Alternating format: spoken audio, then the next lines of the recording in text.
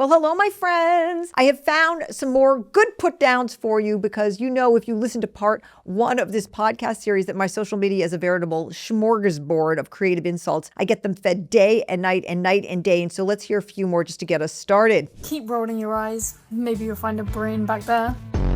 I'd roast you, but it looks like life already did.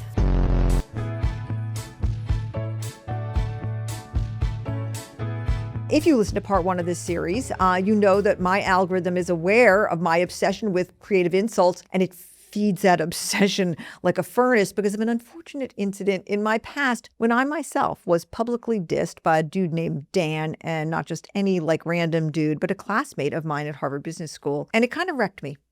By which I mean it wrecked me in a particularly Sicilian way, by which I further mean it made me want revenge, which I got. Yes, I did, as you will see if you stick around today, and I certainly hope that you do. Hi, it's Suzy Welch. I am in fact of Sicilian heritage, but you know that if you've been listening to this podcast for any period of time. But if you're new, welcome so much. I am thrilled that you're here. Thank you. Welcome to the Becoming You podcast. Becoming You is a podcast where every week we talk about how to get closer and closer to becoming who you were really meant to be, how to get closer and closer to living the life that you were really meant to live.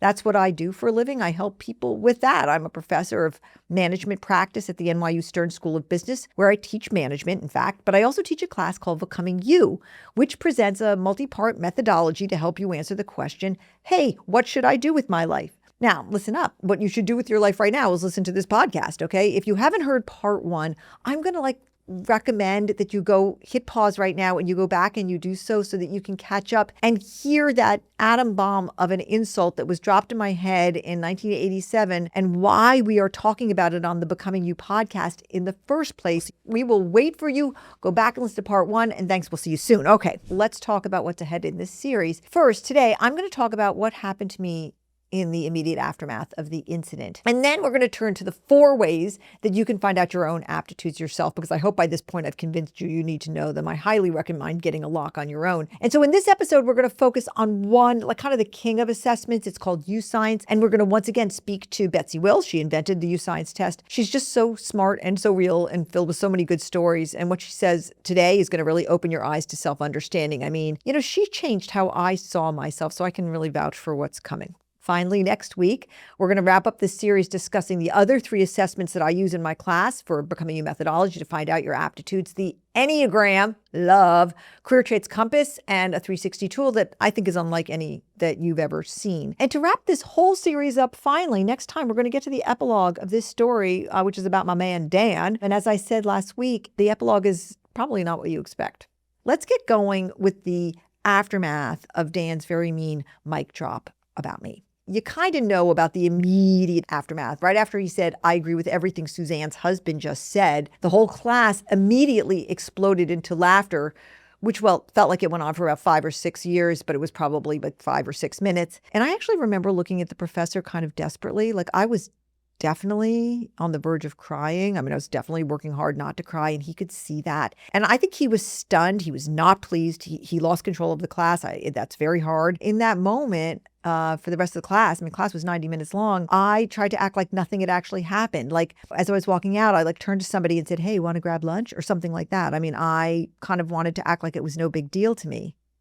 But inside, something had really, really happened. Something had really, really shifted. And every time I think about it, I have this vision in my mind, and I'm about to get very dramatic on you. And okay, I'm about to be super dramatic, all right? I think about probably the most famous scene in the most famous movie of all time, which is Gone with the Wind. That was released in 1939. And it's the scene that comes right before the film's intermission. That movie had an intermission, which was a total cliffhanger. And we see Scarlett O'Hara emerge from the ruins of her home, which was this once beautiful plantation named Tara. Right after the Civil War, a big battle had devastated everything. It's literally you're seeing a scorched earth, a literal scorched earth. And you see her bend over and she claws through the dirt and she tries to eat a carrot or a turnip, and she kind of gags. And then she stands up in the ruined fields at sunset. It's really glowing orange. And she vows that she and her family will survive and that she'll never go hungry again. Here's a little clip of it. As God is my witness. As God is my witness, they're not going to lick me. I'm going to live through this, and when it's all over, I'll never be hungry again. No, nor any of my folk. If I have to lie, steal, cheat, or kill, as God is my witness, I'll never be hungry again.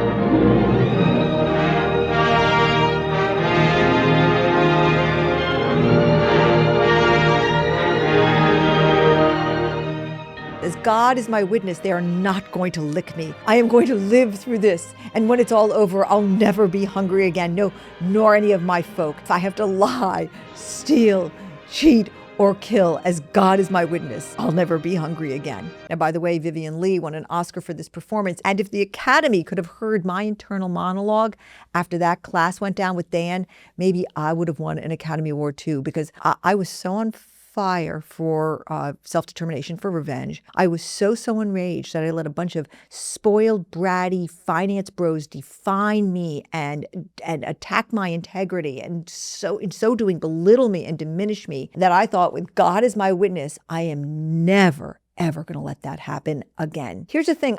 I knew I was good at finance. I was good at everything at business school. Why was I perpetuating this narrative of astonishment? Why? Why couldn't I own my gifts? Why couldn't I own my aptitudes? Now, let me be clear. I can't be clear enough about this. I was bad at a lot of things. I was not good, and I will never be good at art. I'm terrible at virtually anything creative. It doesn't stop me from doing pottery, which I absolutely adore, but my output is literally pathetic. I mean, one time my daughter, who is a professional artist, sweetly told me that sometimes people regress when they do pottery, and I shouldn't feel bad about the fact that I was one of those people. That's how bad my pottery is. I throw out everything I make. I can't sing. I'm not very good at cooking. I have no hand-eye coordination, so you can forget almost every single sport. So I'm not claiming that I'm an all-around talent here, but I had talents. I had aptitudes in business, in marketing, and in operations, and in finance. I just didn't know it, and I wasn't claiming them. I didn't know how. I didn't have the words. Now, there's a great quote, and if you've tuned to any of Becoming You podcasts about values, you've heard me use it. The limits of my language are the limits of my world. Ludwig Wittgenstein said that in 1922. I use it to talk about values, but I think it's true about aptitudes also. You have to have a language to talk about what you're good at. And then you have to use that language to speak your own narrative, because if you don't, you end up letting other people write your story for you. Now, in my vestigial brain, after the Dan incident, after it actually happened, I knew I wasn't going to let that happen to me. I hated the feeling too much. They weren't going to write my story. So I want to be clear. I did not have a 30-year game plan for revenge at the time, but I had 1 year game plan. And that was that I was going to be a Baker Scholar. That was a super special thing at Harvard Business School. It was given to the top 5% of the class. They were the goats. It was said with awe, the way you would talk about Tom Brady or Albert Einstein. They were the people who were the super smart ones. Get out of their way. I was going to be one of those. People were not going to wonder what I was good at anymore. They got to wear different graduation robes. Everyone wore black. The Baker Scholars wore red. And the color of my graduation robe would tell them for me. Let us hear Eric, who we heard from last week, the wonderful person who I was married to at the time, a good friend of mine, recount what happened when I decided to become a Baker Scholar. You had your eyes set on that prize very early on. You had succeeded so much, undergraduate, high school, in your career, and you were not going to have your first failure. You were absolutely not going to let that happen. Yeah. And you worked your butt off, and you did it. Yeah. Thanks. This is sort of this weird thing. You remember we lived in a very dangerous, crappy neighborhood because we had no money, and we got burglarized more than once. And one time they burglarized us. I don't know if you remember this. They took my special Baker Scholar pin, and look, our whole apartment was a wreck. I remember when you went in and saw our apartment torn apart. You said, "Don't go in there, Suzy." And I went in, and like they stole my Baker Scholar pin. Yeah. Those were the times. All right, so I did it. I made it happen. When I graduated as a Baker Scholar, look, I was of great interest to all the consulting firms and banking firms at those times because they wanted the Baker Scholars from Harvard Business School. And when I got to Bain, they said, well, which practice area would you like to join? You have to join a practice area. And I said, because I was on a mission, okay? I asked, which is the hardest one? And somebody said, oh, that's the heavy manufacturing practice. And I said, well, put me on that one. I started doing economic analysis of factories and supply chains. And I was like, no one needs to guess about my brain or what I'm good at because I'm over here demonstrating my aptitudes, okay? So there was one little catch with all of this, and by little I mean big, which was that over the next couple of years of doing this and demonstrating my business aptitudes, I also had 4 children. The travel of being in the manufacturing practice, which was mainly to the Midwest, was beginning to kill me. And so I ended up taking my writing aptitudes, which I also had, and combining them with my business aptitudes and going to help run the Harvard Business Review, which was a great job that did not involve travel at all. So this helped me be a B mother instead of a C- one, and I made my accommodation for it. I have to say that it was in this period, 1995 or so, after I went over to the Harvard Business Review, that I started to become really, really interested in career formation and development. I mean, I was fascinated, just drawn intellectually to how people found their right careers. And I eventually came to specialize in this area of business pretty much, purpose and career discovery as a writer, and then later a on-air person working at CNBC and the Today Show. And I was in this period when I was talking to people about their careers and reading about how people came by their careers and really getting deeply involved in it and being very fascinated by it, that becoming you as a methodology was starting to be formed in my head. I just kept seeing at the beginning that people who were living purposeful lives all seemed to be operating at the intersection of their values and their interests and, drumroll please, their aptitudes, what they were very, very, very good at. So I want to skip a whole bunch of years in here and jump right to when I started to teach Becoming You formally in 2021, because at that point, I had to decide how I was going to help my students identify their aptitudes. And I landed on 4 ways for my students to get words about their aptitudes, 4 different tests, 4 different ways to look at and define and get just gritty and clear on what their aptitudes were. And I'm going to recommend these 4 tests to you, okay? Now listen, a very important point going into this is that social science is split between cognitive and emotional aptitudes. And I am a social scientist who thinks that we need to identify both. For cognitive aptitudes, straight up, we use a test called YouScience. As soon as I came upon YouScience as an aptitude test, I knew this was the one for my students. I think it tests exactly the right things. It's incredibly cogent test. It gives you the report that comes with it is excellent. And so we use it now. I mean, all of our certified coaches are trained in it. My students all take it. I myself teach it over and over again. But my great teacher in it was Betsy Wills, who we heard from last week, talking about what aptitudes are. And so Betsy is back with us this week to talk to us about 5 of the aptitudes. Again, overall, there's 52 aptitudes. And in my class, I focus on 8 of them. But for the purposes of this podcast, Betsy and I are going to talk about the 5 that you really need to know about yourself. Now, you can do this by listening to Betsy and me talk about these aptitudes and say, oh, for sure, I'm blank. But I'm going to highly recommend you take the YouScience test. It's not free, but it's the best money you'll ever spend on figuring out what your aptitudes are. Just go to YouScience.com. I have no skin in this game whatsoever, but I really support YouScience and think it's an incredibly good company. And I think this test is chef's kiss. So welcome back, Betsy Wills. Thank you. Love being here with you again. Let's go over the aptitudes. As you said last week, there's 52 different aptitudes. There's 5 that I'd like to focus on today. And the first is the aptitude that tells you whether you're a generalist or a specialist. Walk us through this aptitude, what it's called, and tell us all about it. Yeah, on the assessment, it's called work approach.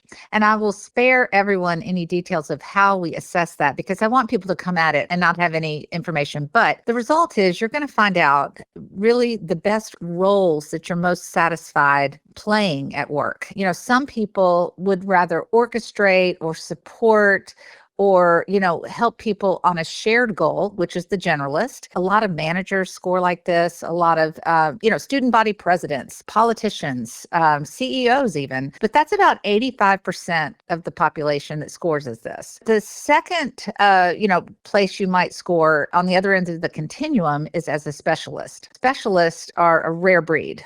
These are people who love to go deep. Okay. They carve out niches wherever they go. As children, they tend to even collect things. They're just people who are not satisfied with anything unless they're all in. And they really can't separate who they are from what they do. That's what makes up a specialist. And understanding that will tell you the types of roles at work that you're going to be most satisfied playing. And we need all types, of course. Is there anybody who's in the middle? Well, it's really, in this case, it's really one of 2 things, but we do have a score that we call a liaison. And the liaison is like a specialist light, if you will. But I do want to distinguish the moniker specialist does not mean specialty necessarily. Yeah. Generalists have specialties. Okay. We all have specialties, specialists, generalists, liaisons. A specialist has a unique relationship with the role they play at work, meaning it's super personal to them. They go deep, Okay. deep, deep. I mean, I think that Way deep. whoa to the specialist who gets put into a generalist's job. Oh my gosh. Yeah. Very difficult. It feels less meaningful to them, honestly. But the vast majority, 85%, are generalists.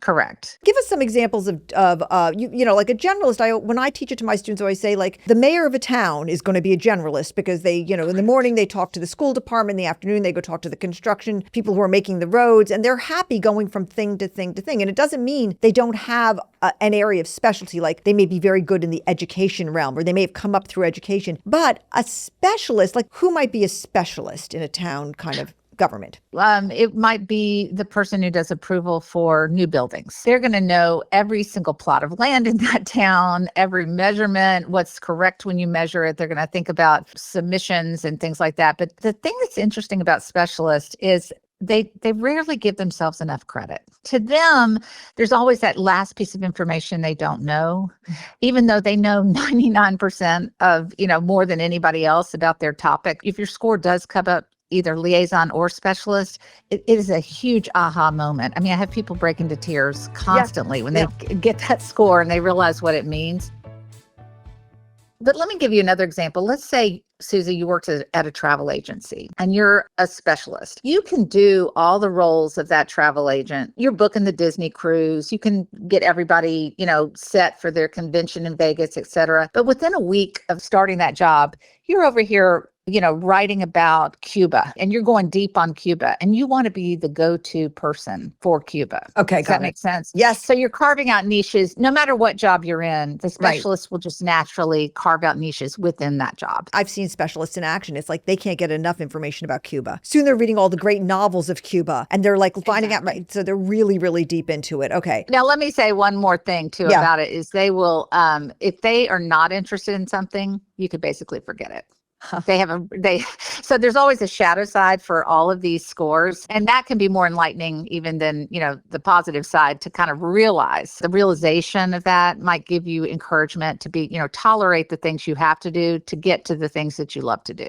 What is the shadow side of the generalist? Well, the generalist needs to understand and appreciate that specialist, okay? Because we're going to have specialists. They're going to have specialists on their team. They're going to love those specialists, but they need to recognize them and give them the recognition for the things that they're offering, and understand that to get the most out of them, they need to see how personal their contributions feel to them. Yes. I mean, but I would go a little bit further. Tell me if I'm wrong. I mean, I'm a generalist, and sometimes I just cannot be bothered with the details. Exactly. If the specialist doesn't respect that in you, then they can feel like, well, you don't know as much about this as I do. The generalist just has to, you know, be able to verbalize, like, look, I'm running, you know, 50 balls here, and I trust you. One of the great things about knowing your aptitudes is being able to explain yourself to other people. I was on the phone last night with two curriculum designers for Becoming You Labs.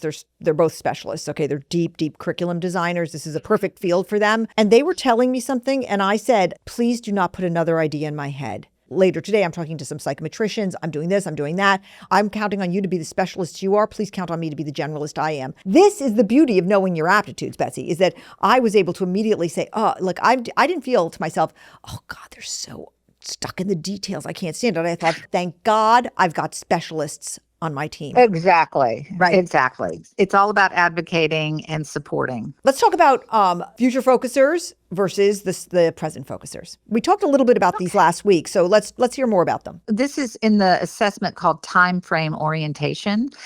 And interestingly, it's the most connected of all of the aptitudes to creativity, because what we're looking at is your ability to imagine possibilities, both good and bad. The future focuser, which is one end of the continuum, this is how they set goals. They set goals 10 to 12 years out, okay? And they don't need incremental reward to stay with it. They're imagining futures that are way out in, way far out. And they are not really satisfied unless they're working on goals that involve, a distant goal, okay? So that's one end of the continuum. The present focusers at the other end of the continuum, to stay motivated, they really need to see that short-term win, okay? They like working on jobs or in roles where they're going to have, a daily goal, a weekly goal, a monthly goal that they celebrate. Right. That's their happiest place. So it really is about the choices you make where you're most satisfied, what types of goals you like setting. How does this skew in the population? We heard that it was 85% for generalists. What about these two? Is there any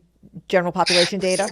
This really falls out more a third Okay. is what I'd say, just generally. But if you're a future focuser, and I think you are actually, Yeah, Suzy. I am. You're thinking of, what's possible for people with their careers in 10 to 12 years Yeah. as far as, how can we make this better? That's your long-term goal. But you're going to have people on your team that are working, thinking in terms of, well, this week we, finish this app, or Right. we've got that accomplished.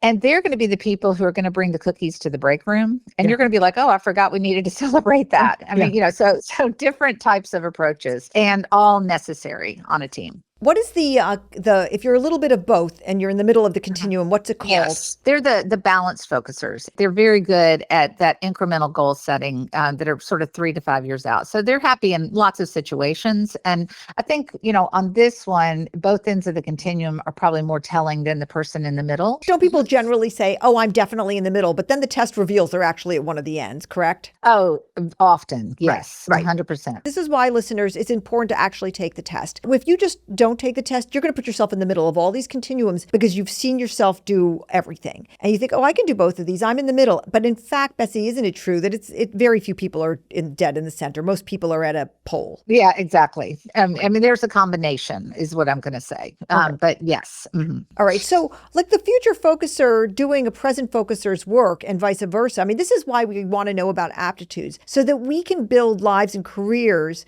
that are fit for how we're hardwired. Whether or not you're a present focuser or a future focuser comes with the packaging, right? It's in your brain when you're born. Absolutely. The best way to put it is, let's say you are a future focuser doing present focuser work. Yeah. Okay. You're going to feel like, what does this all mean? I don't have a purpose. It doesn't seem, heavy enough for me that Right. I'm doing this daily activity, anything that's, sort of day to day where you clap your hands at the end of the day and you've completed something. They don't really love that long term. Can Right. they do it? Certainly they can do it, but they're always going to be thinking something's missing. I need to be working towards something longer term. This reminds me of a student I had who was in sales. He loved being in sales. He loved the weekly quota. He loved closing a sale, and they promoted him into a strategic role. He ended up quitting. He was like, they're talking about the future. I want to sell. And this is how it plays out in real life, is like, if you're a present focuser who loves that close, that loves the sort of like, look what we did this week, you will lose your mind in a room full of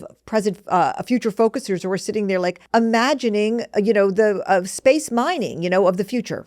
Right. Exactly. That's a perfect example. Exactly. Let's talk about idea rate. I love this one. I think it's so important to know your idea rate. And we talked a little bit about it last week. But why don't you go and explain this whole continuum to us? Yeah. Okay. So with idea rate, we've got what we call the concentrated focuser, which is just people who generate ideas sort of like it's like a slow drip coffee maker, sort of one idea at a time. They like nursing an idea, developing an idea. They love implementing an idea. And they can feel very out of sorts in a situation when they're with the other end of the continuum, which are those brainstormers who might be gratuitously generating ideas just for the fun of it, not oftentimes, enjoying the picking of an idea, but loving the generating of an idea.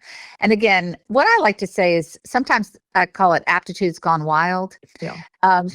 You need to manage wherever you fall on these continuums. And so understanding what it is doesn't mean you exhibit these behaviors all the time, but it means that, if you're not thinking about it, you may fall into a trap of some of the shadow sides of these. So the brainstormer on the other end of the continuum of idea generation, I mean, They are pulling ideas out of their hat. You give them a paper clip and you say, what can I do with this? And they're going to come up with 12 different things that you could do within about 10 seconds. Okay. It's fun for them. Yeah. So channeling that is what's important. It's an itch that needs to be scratched for the idea generator, brainstormer. They need to write, they need to speak, they need to act. They love the Q&A more than even delivering the speech, because they want to pivot and explain something a new way all the time. You always want a party planner to be a idea generator, right? Like, oh, what should be the theme? And they'll just like start spewing the ideas, and they don't care. They have almost sort of no ego in it, right? They'll just come up with 30 ideas and they don't care if they're emotionless about it. And that's where the person in the center of this continuum, the idea contributors, they are awesome at wrangling that brainstormer into the implementation phase. Okay. So they have a special role. They can generate plenty of ideas, but they're really all about let's move on and get it done. Again, it takes all types on a team. Yes. But there's sensitivities for sure. So a concentrated focuser, someone who doesn't come up with a huge number of ideas, might massage an idea. And let's say they came to you, Suzy, with their one beautifully washy paper wrapped idea and, golden, and you just said, because you're a brainstormer, oh, no, that'll never work. Right. They're crushed. They're devastated. Okay? Yeah. As the brainstormer, like my feeling is like, get over yourself. There's 400 more ideas where that came from, because that's how I'm wired. And it's like, it's so aligned with different kinds of work. Like if you're at a fancy law firm, you can be hurt by being a brainstormer. Okay. You could be hurt because they'll say, oh, they spew ideas. That's not how we go about it here. I mean, we want one good idea. And it's about aligning, choosing the career that naturally aligns with your aptitudes. You want your social media manager, or you want your creative director to be a brainstormer, but you may not want your legal counsel or your CFO. You would like your CFO to, be following the rules and not be spewing ideas in most companies left, right, and center. It's again about finding the fit between your hard wiring and the machinery that you're a part of. Right. And I will say what's interesting too is think in terms of outlets and hobbies and avocations, because I worked, as you know, for a hedge fund, and I was in marketing. So it gave me a lot of outlets, but I couldn't get enough outlets for the number of ideas I had. So in the 2000s, I started a blog just to write. And it was such a wonderful, joyful thing for me to do on the side. Right. So, never fear if your job doesn't particularly give you enough outlets in this particular aptitude. You're going to have to find other ways as well to express it. I have to tell you, Betsy, to this point exactly, is when I meet somebody and they tell me that they've got a job as a crafter, a hobby as a crafter, I'm like, oh, on the weekends, I make quilts. Or they say I have a Substack. I think, oh, there's a brainstormer in an idea contributor's job, because they're scratching the itch outside of work. Right? Exactly. Okay. All right. And one more quick thing on the concentrated focusers. Let's say they're doing a yoga class. They can get to that Zen so quickly. Yeah. Because they're very adept at shutting out the noise. And so there's a ton of outlets when you're a concentrated focuser that are beautiful, and ways to use that. In my book, I spoke to a man who was a anesthesiologist and a classic concentrated focuser, because they have to shut out the world and think only about what's at hand in that very moment. And he was also a Zen Buddhist. So I thought that was so clear, that his aptitude was playing out both in his work and his avocations. You know what? I love you saying this about concentrated focusers, because when I teach this, everybody wants to be a brainstormer. But there is a perfect world, a perfect life, and a perfect career for people who are anywhere in any of the aptitudes. It's about finding it for yourself. And that, again, is why we need to know our aptitudes, so that we can go on that journey fully armed. All right, let's move on to our fourth one, which is inductive reasoning. Boy, this is a doozy. Okay. Yeah. Inductive reasoning. Do you play Connections in the New York Times? I mean, darling, before 6:30 in the morning, it's done. Okay. This is one where you're basically able to take bits of information, and we're looking at how quickly and easily and comfortably you feel like you can draw a conclusion under time pressure. So you get 6 pictures and you're supposed to pick the 3 that go together, okay, in this exercise. Some people will deliberate over and over, analyze, look at those 6 pictures, think of 50 ways it could go together. These are your fact checkers on one end of the continuum. They are thorough. They want to go, examine every possibility that's there. They really don't want to hit the decision button quickly. Right. They want to be thorough. The other end of this continuum, the diagnostic problem solvers, they grow up and they're often told, and I know you are this as well, that they're maybe good guessers. They have good instincts. They love a ticking, clock. Oh, give it to me. They need to be on game shows. Go on a game show. I would love to. I really would. And actually just give me a deadline. Love a deadline. Love a deadline. Yes, they love deadlines. And so the inductive reasoning exercise is very critical because it tells us how people act on teams, how they make decisions on teams. Yeah. And some people are slow and much more deliberate. Some people go with their gut. And then the people who in this continuum fall in the middle, which we call investigators, are incredible at running projects. Yeah. Because their sense of timing and pacing is so amazing. There's not many of them though, right? Isn't investigators a very small number, like 14% of the population? It's not very common. Yeah. Correct. A lot of people are diagnostic problem solvers or fact checkers. Wouldn't you say, Betsy, that these two types, these two ends of the poles, the fact checkers and the diagnostic problem solvers, the people at the opposite ends of this continuum, don't they judge the living daylights out of each other? Without this information, I mean, you are just, it's a ticking time bomb. The fact checker can feel very anxious in a situation where they're rushing me. They're rushing me. Right. I'm not ready. Exactly. And that is great, by the way, as hiring managers are usually fact checkers because they'll do the background check. And then the diagnostic problem solvers like me are like, wait, let's solve this yesterday. Let's move. And I need a fact checker by my side to slow me down. But now that I know about my aptitudes, now that I know that this is my proclivity, I am sometimes my own fact checker. I say things like, look, I'm a diagnostic problem solver. I go too fast sometimes.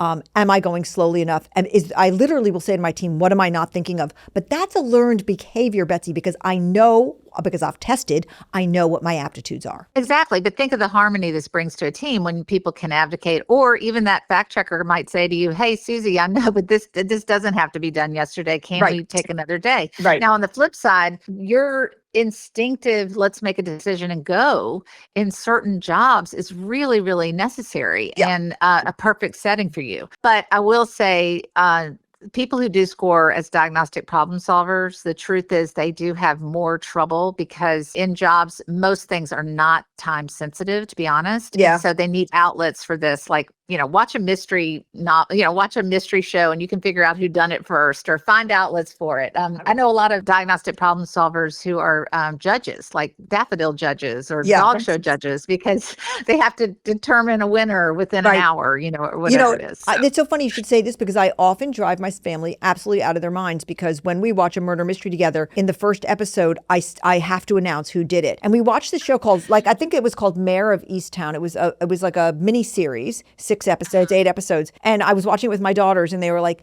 if you figure out who it is in the first episode, Mom, just freaking keep it to yourself. I was so out of my mind. I figured it out in the first episode. Why? Because I'm a diagnostic problem solver and who's been a crime reporter. They made me write it down on a piece of paper and put it in my drawer. And I couldn't. I was right. Of course I was. So right.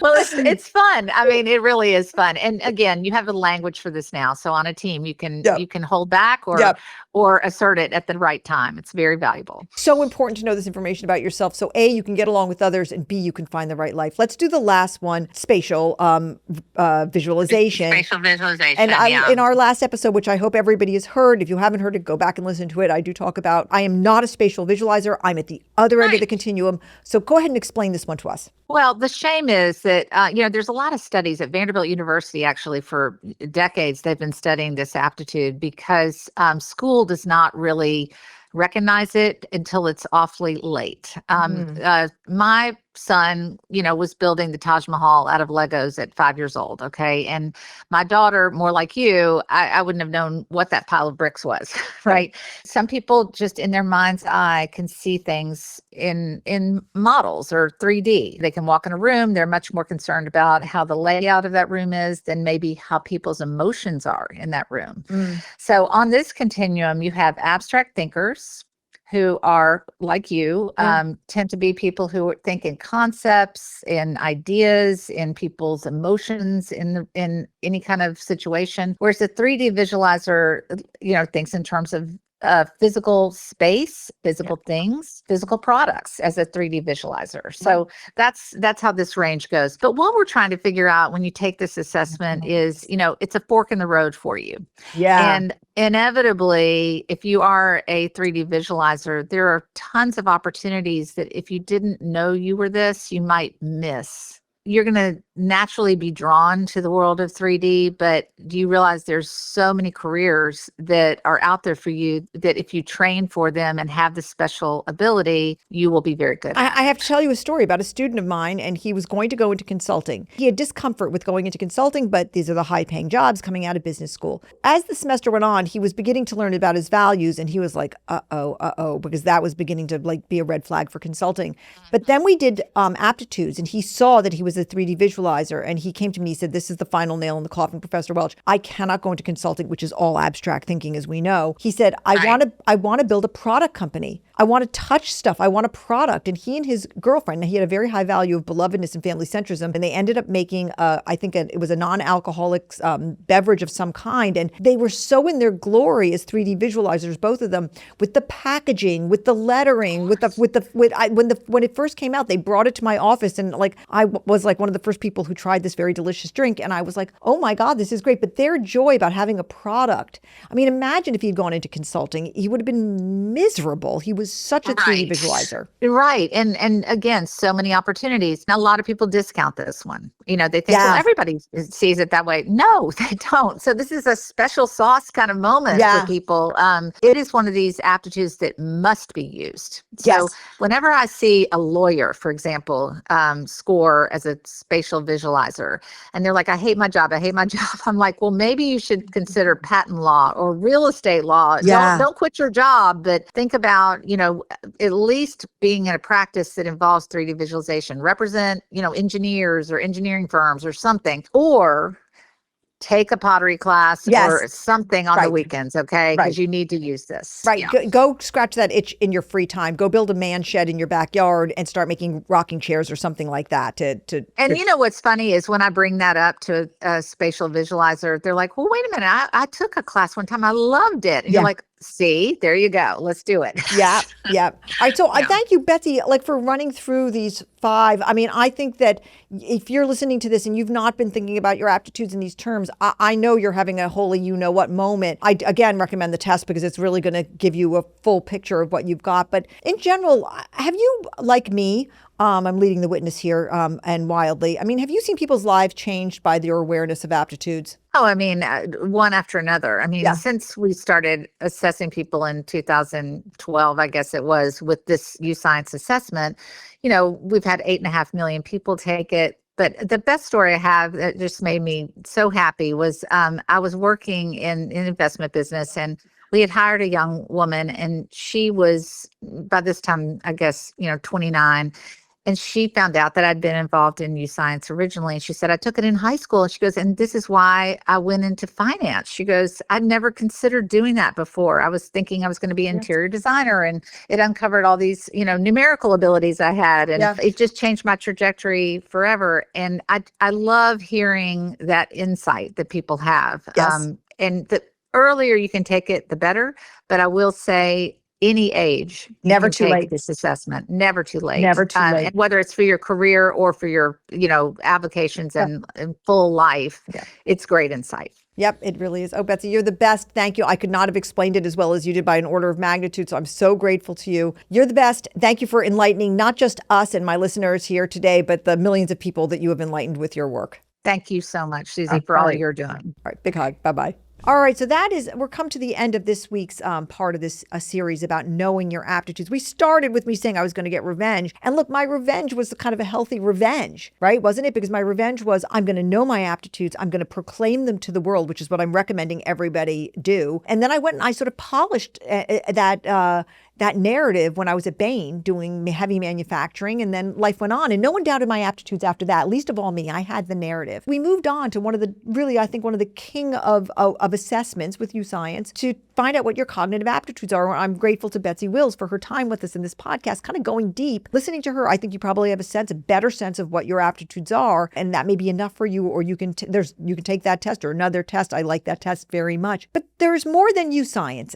in the Becoming You methodology in identifying what your aptitudes are. And that is where we're going next week in our final part of this series on finding out your aptitudes. We're going to talk about the Enneagram and then 2 more assessments that we've developed at Becoming You Labs that I really like for determining your aptitudes. And then finally, we're going to get to the epilogue of this story, which is what happened to Dan. It's not the epilogue I would have thought. It's definitely not the one I would have written if I was writing a novel. I'm pondering it. I want you to ponder it with me. I'm perplexed by it. I'd love to hear your thoughts on it. And that's where we'll end. So thank you so much for listening. Thank you to Betsy Wills for her insight. And hey, if you know where my Baker Scholar pin is that was stolen in Cambridgeport in 1988, please send it to me. I'll pay the postage. Just kidding. I'm over it. I'm over the holding dang thing. But I'm not over the fact that you should know your aptitudes, and sooner and more clearly and in more detail and with words. I'm never going to get over that. That's really important information for finding out your purpose and living it. I'm Suzy Welch.